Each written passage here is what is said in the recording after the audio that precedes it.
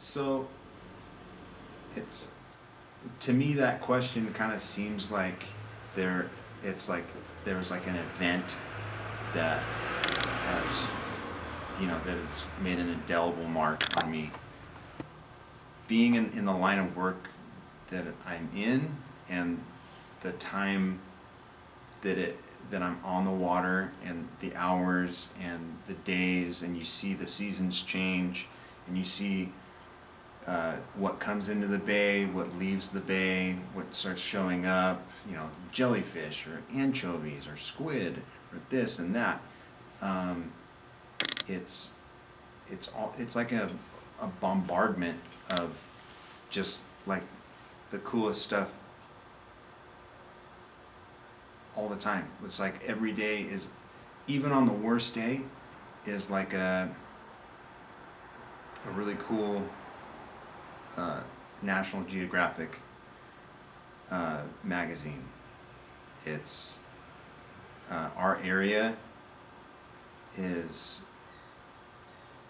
it's not the Caribbean, it's not a coral reef, it's not the most pleasant place to be as far as temperature or whatever, but the diversity of life in the ocean in this area is incredible, and it's just the nature of the Monterey Bay is so dynamic.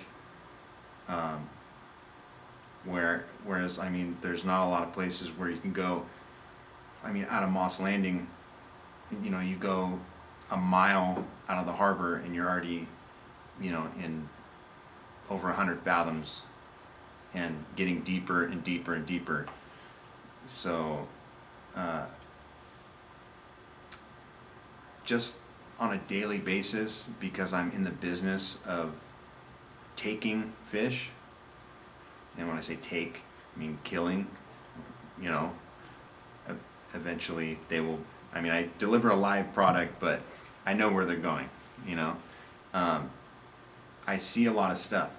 I see everything from the whales that come by my boat and spook me, to little tiny sand fleas that come up, or a little octopus. I see hundreds of these things, and then just with the volume of what you see every day with the wildlife, you're able to notice little changes. Like, oh, the anchovies are a little bit bigger, or there's a different kind of mud coming up in the traps, or there was a polychaete that came out of the mud in the traps. Like, what does that mean? But there are all these little indelible marks. Like one that just comes to mind, and I'm not, I thought about it, and it is a whale thing.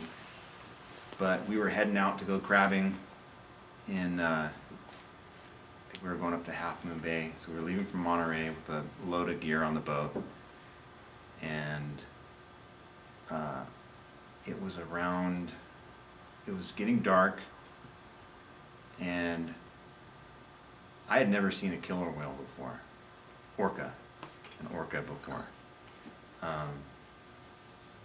And I was having a cup of coffee on the back deck as we were probably making it past the whistle buoy in Point Pinos, and I saw this huge killer whale, and the white parts that I thought in my mind were going to be white were actually like a dark gray.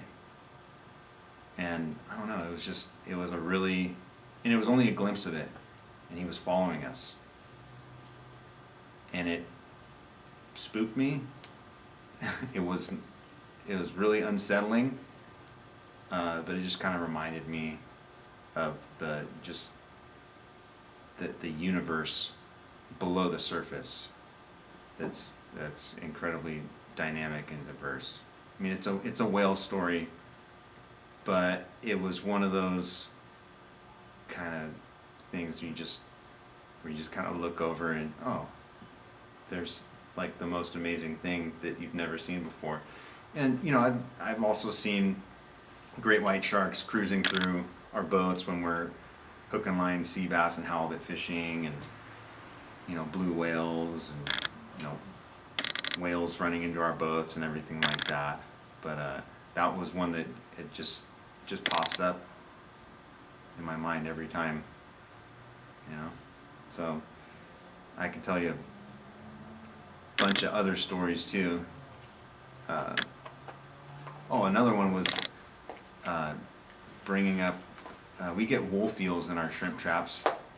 I think that's what they are, the purple ones. Yeah. And having to fight, because I got to get the thing out of the trap, because it's in there. I got to put it back in the water. And just having like a battle with a wolf eel off of Cypress Point. It was big too. I don't know how it got in the shrimp trap that was like an opening like this, you know, and somehow this, you know, 4 foot long eel with, have you seen their teeth? They're like, and the jaw on the thing, it like bit through my boot, and it was just altogether just a really hectic thing, but it was pretty cool. So that's not a whale story.